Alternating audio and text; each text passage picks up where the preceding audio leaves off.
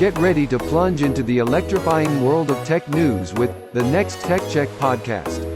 Hosted by SmartTech Research's Mark Vena and NextCurve's Leonard Lee.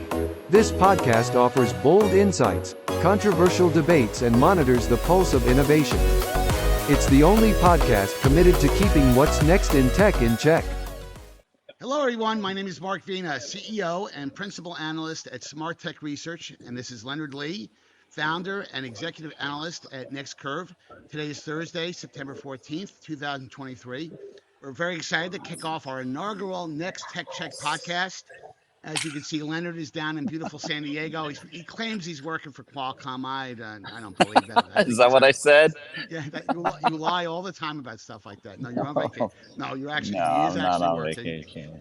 But we're very excited to do this podcast.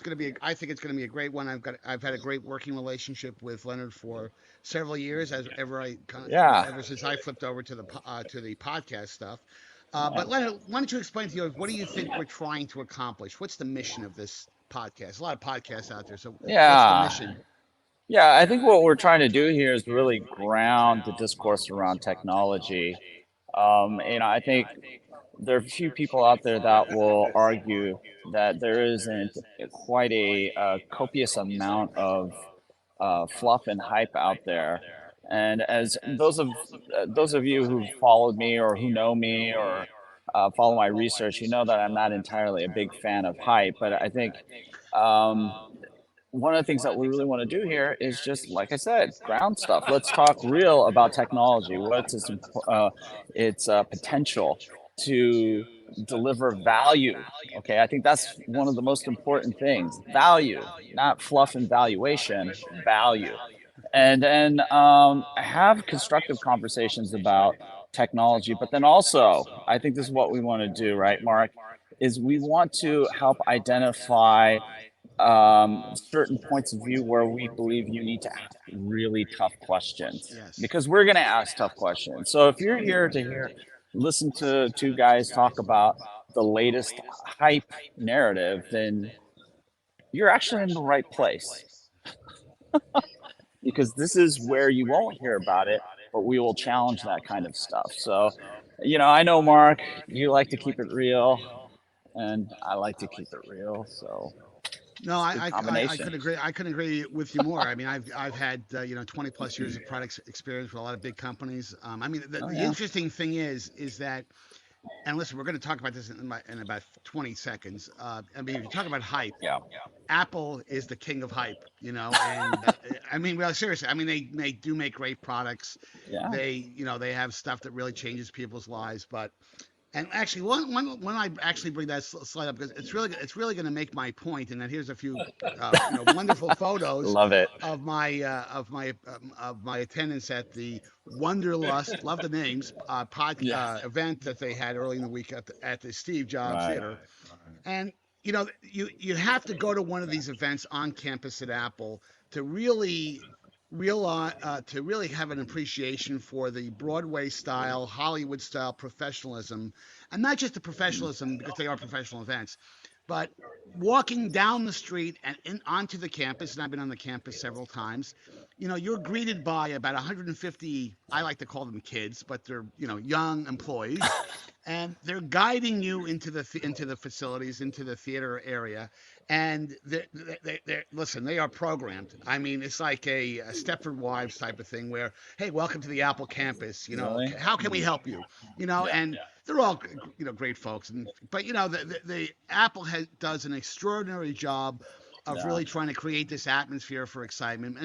And again, with the smartphone category being the way it is, that's really a big challenge right now, and we'll get into it. But I think that to underscore your point, Leonard. It's really important, at least from my perspective, and I know from your perspective, clients are depending on us, frankly, to kind of distill, hey, what should we really care about, and what should we kind of, okay, that's great. It's kind of noise in the background. And now the Apple event, we're going to hit all three, the three topics I want to cover in about a minute. It's one of those product areas that, Apple, God bless them, they try as hard as they possibly can to keep the category relevant. And when you go to and my last point on this, what's really incredible is you go to these events And the only thing you see live is Tim Cook comes on the stage for about 5 minutes. He says his perfunctory, "Hey, we're all excited about talking about the new refreshers," and the Yeah. rest of the presentation is completely videotaped. What you Mm. see online, and then when the Yeah. presentation's over, they bring you into a big amphitheater area where you can see the products and play with it, which I did get a chance to do, and that's Yeah. really important. Actually, Yeah. in many ways, I think you'll probably agree with this, Leonard. I kind of like being at home watching this stuff live because I can work and write at the same time, which is very Yeah. hard for me to do when I'm out in the field. So, again, I think it was an Yeah. interesting setup to an event. Let's Yeah. go to the first topic here. I want to get your thoughts on the new iPhone 15s and 15 Pro Pro models. What do you think? What was your first reaction, Leonard?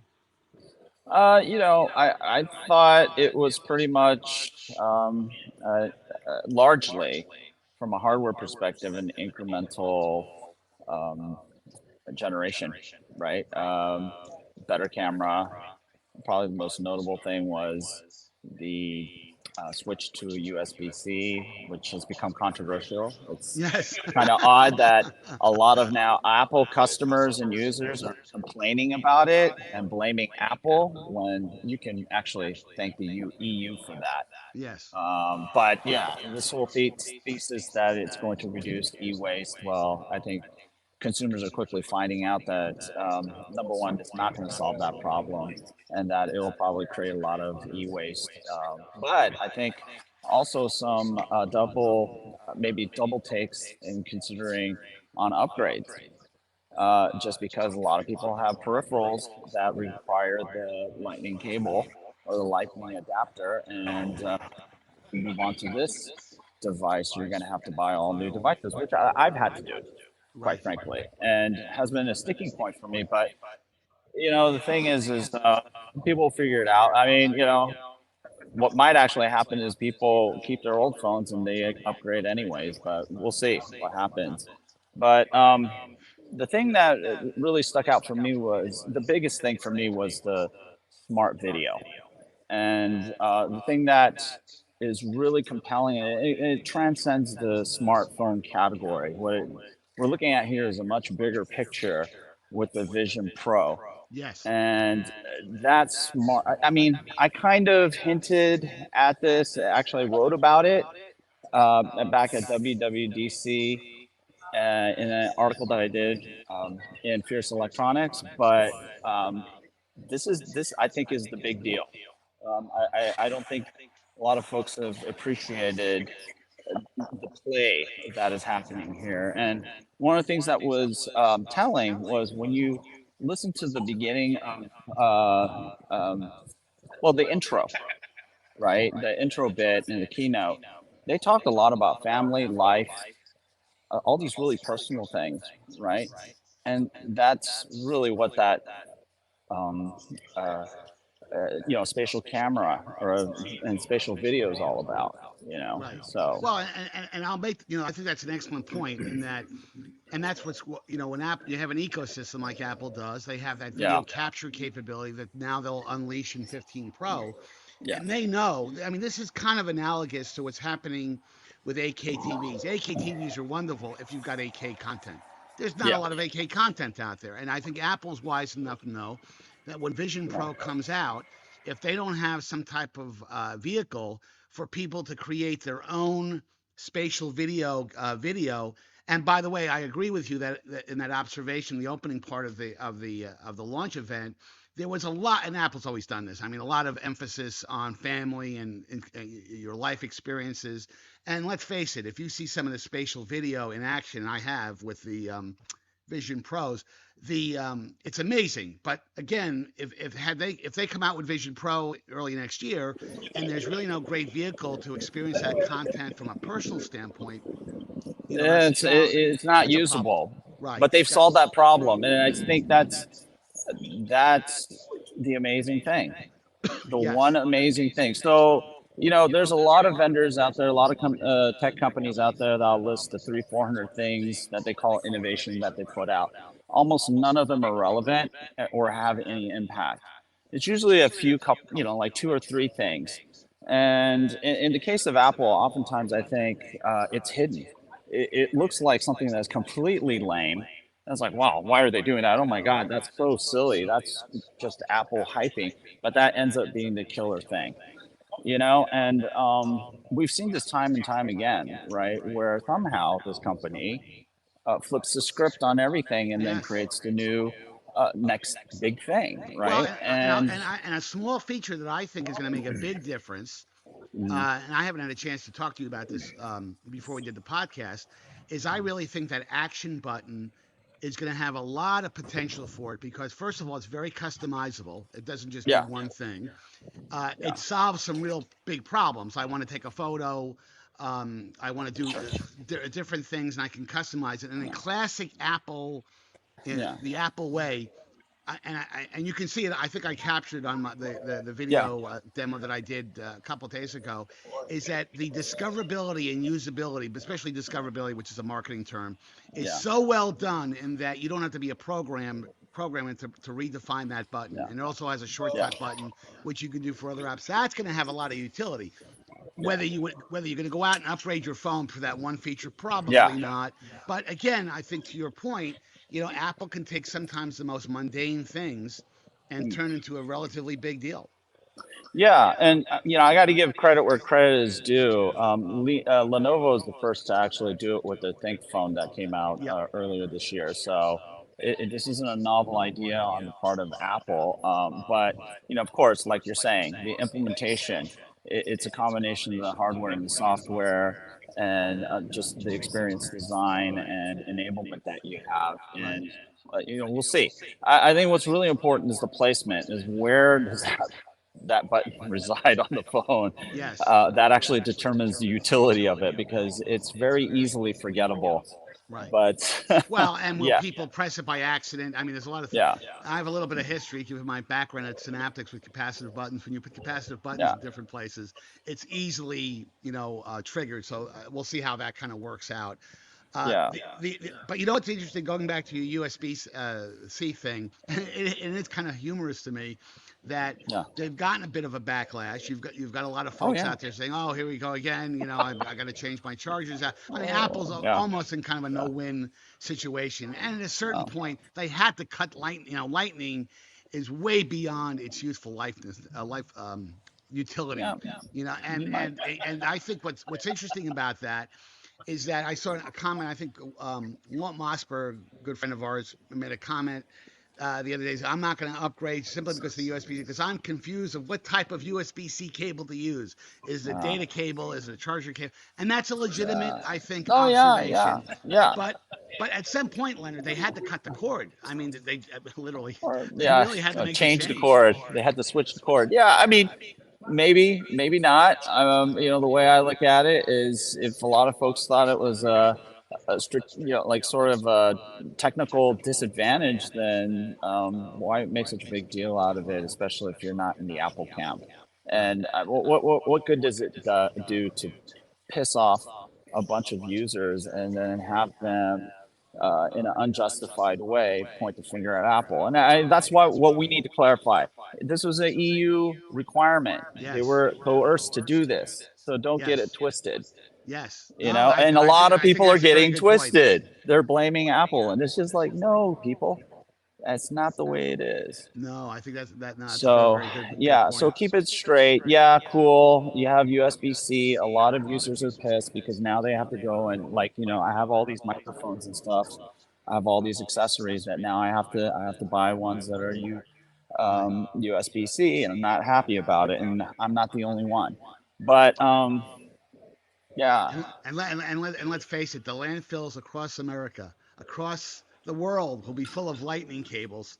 I can't wait to see the videos with millions and millions of lightning cables uh, yeah. in dumps. Well, Um, what did yeah. you think? One other feature that I think was compelling, and if there was one feature I could tell people that, hey, it might be worth upgrading for, if you've really bought into this notion of computational photography, and let's face it, Mm, that's where the smartphone category has gone, is yeah. with the zoom capability. 5x zoom is actually Yeah. pretty significant. Yeah. And if you've ever tried to zoom on an iPhone and do it in a digital fashion, it degrades obviously as you zoom Oh in on an yeah. image. Yeah. Yeah. And I actually played with that quite a bit, and it really is remarkable in terms of its Mm, quality, the way it's implemented.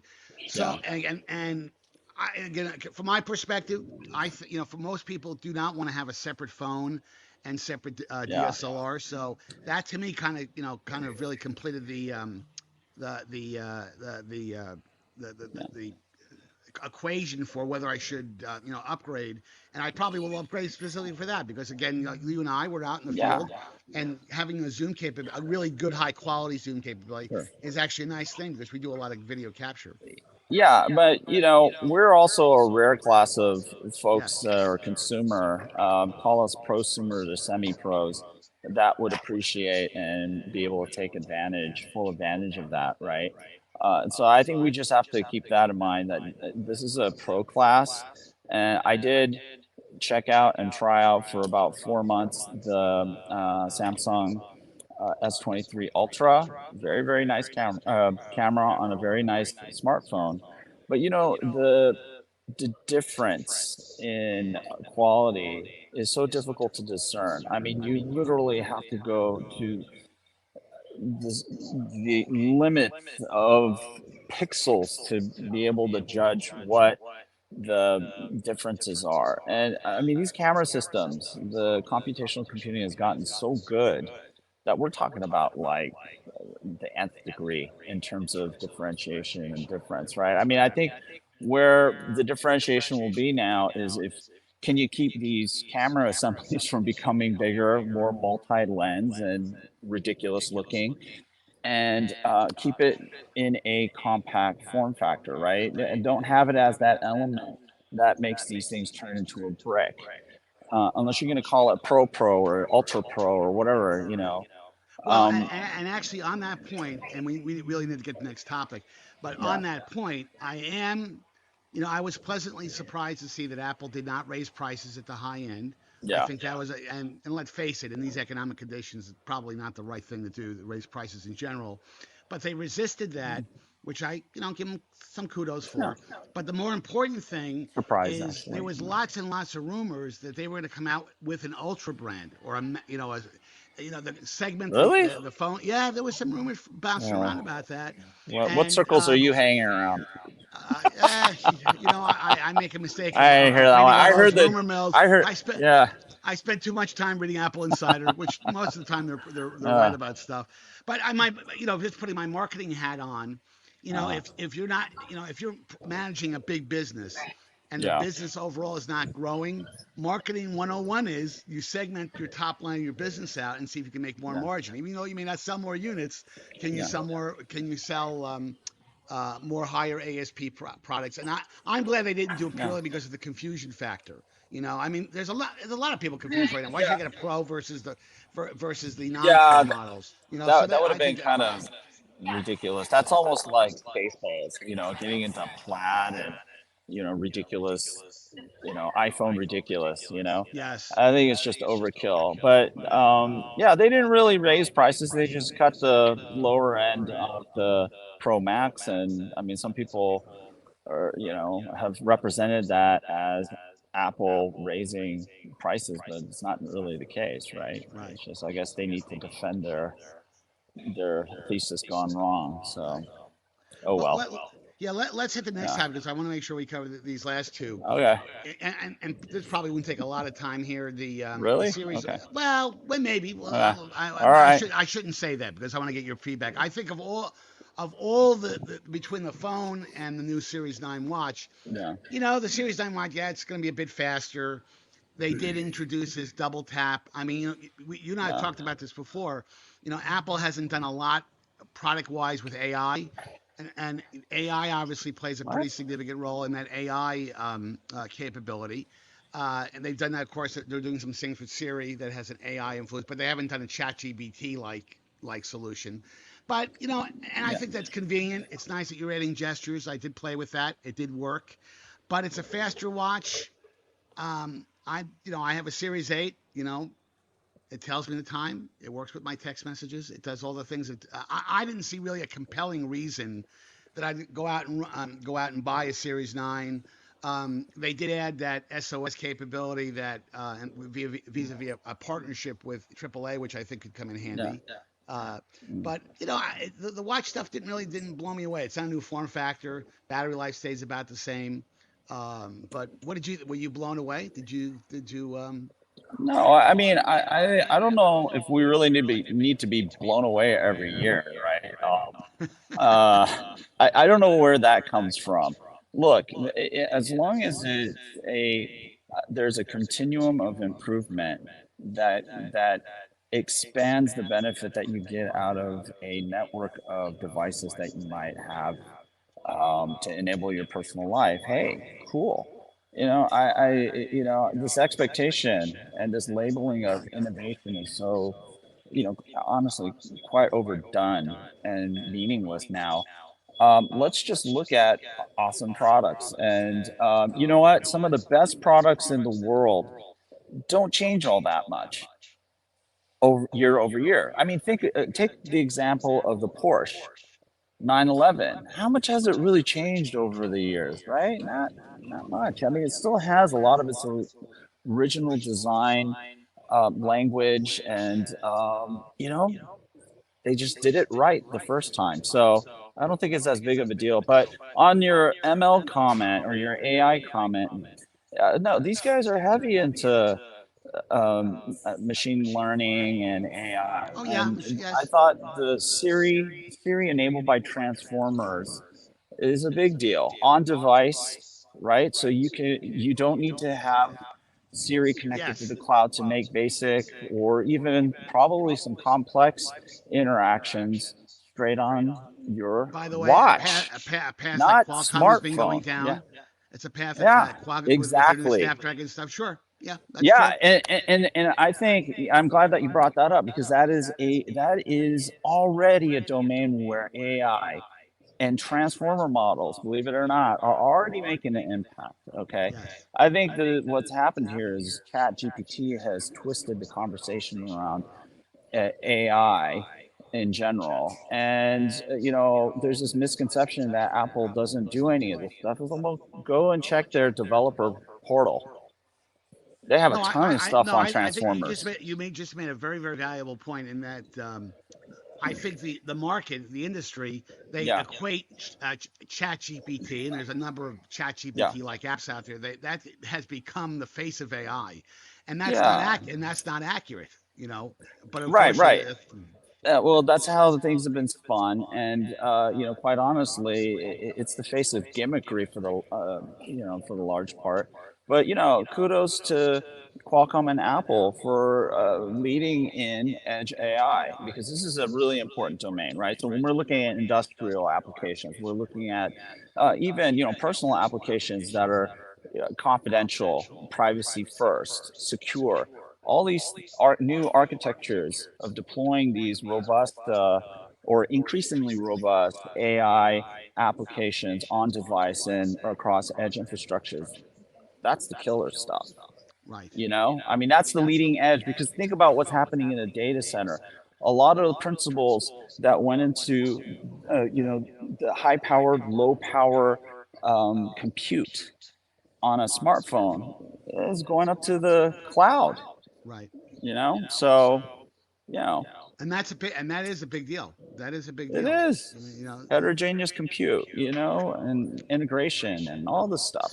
now the other dimension of the Series 9 announcement, and it'll kind of feed into our last topic when I bring Yeah. it up in a second, is that they are going in a leather-free direction strategically from an accessory standpoint with their bands. They've introduced Mm, this fine woven capability. I mean, they sell a ton of yeah. bands. I mean, Sure. Yeah. that's a big business, but they really No. are doubling down on sustainability and making sure that our products are completely recyclable. I mean, that's true, of course, Yeah. the iPhone, especially the recent iterations of the iPhone, and you got to give them kudos. You got to give them kudos for Sure. really talking, putting their money where their mouth is. So I think Yeah. that was pretty interesting. But I want to bring up this last topic because I just Okay. can't I Yeah, you just can't can't wait. You can't help I can't yourself. resist. Well, the thing is, And listen, I'm pro sustainability. I'm pro recyclability. I mean, we both of us interface with lots of companies who have enormous commitments to that. They are putting their money where their Yeah. mouth is. What my problem is, Leonard. My problem is I put my marketing hat on. What would I have Yeah. done that video with Olivia Davis, who's a fine actress, Oh, and she's awesome. but I really think it was kind of awkward. It was kind of like a round peg in a Really? square hole type of Really? thing. Yeah, I mean, Okay. my view is when people watch an Apple podcast, 95% of it really should be dedicated to product and services and that because again even and this again relatively speaking, whatever you make of the announcement content itself, it was relatively light in terms of real news. I've been on Apple Yeah. announcements that they could have used 5 hours to go through everything, and they still would not have covered Yeah. everything they wanted. So I thought it was a bit, a little gimmicky. I don't think it was bad, but I just think it was kind of awkward. And I can tell you from sitting in the audience because it was right Yeah. slab dab in the middle of the event. It got kind of a sigh. I think Oh, from most really? people, Okay. but maybe I'm wrong. I mean, maybe I'm being too hard on the marketing Yeah. people at Apple. But what are you? Were you? I thought it was The, funny. you thought it was funny. Well, I don't I'm like your sorry. sense of humor. Come on, Yeah, man. yeah, but I know you have a lot of problems. I know, I know. I'm expecting them to have like a throwback to Don Rickles. That's never going to happen at an Apple on an Apple Yeah, event. exactly. But Yeah, no, yeah, I didn't have too many, I didn't have a lot of problems with it. yeah, But, I think it injected a bit of honesty that needs to be had in the whole sustainability debate and conversation. And yeah, so, whether they're honest about what they're doing, it's going to spur some scrutiny, and I think that's always a good thing. But I thought it was funny, and I thought some of the Apple folks were surprisingly good actors. I was expecting a lot of bad acting, but they were doing some pretty good theatrics there.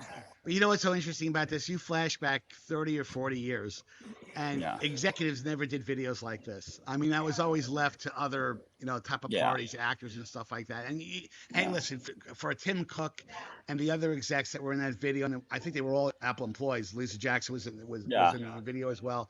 You got to give them kudos because that's not an easy thing because acting is not their This is day not an job. easy thing.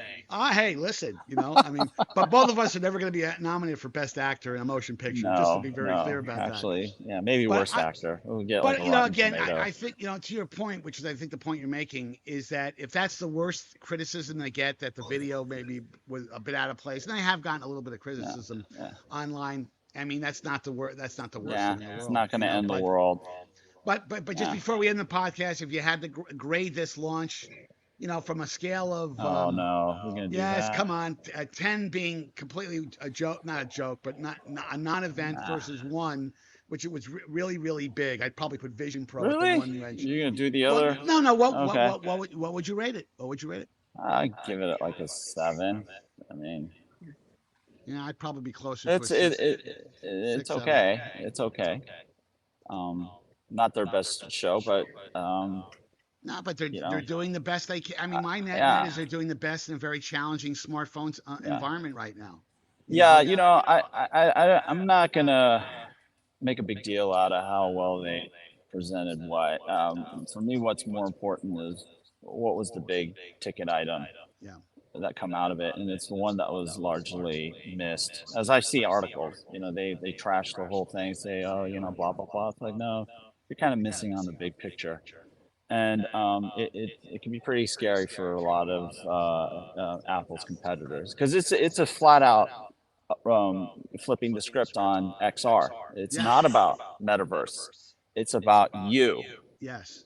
and you and your family make the content that you care about and will watch over and over and over again.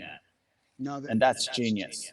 no, they are setting the stage, and like my dad used to tell me, you can't hit a home run every time you get up, but getting a Yep. couple of doubles and a triple and a home run, that's not too bad. Yeah. So, And that's coming from someone who thought Vision Pro was pretty ho hum. But yeah, you got to no, think sometime, no, that's called the long game. That's called the Yep. long game. So, anyway, Leonard, thanks. That was a great kickoff podcast with Yeah. you. For our viewing and listening audience, please make the next Tech Check podcast part of your day or commute.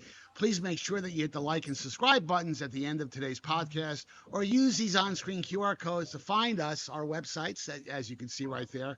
You can also follow us on X, formerly known as formerly known as Twitter, at the handles below.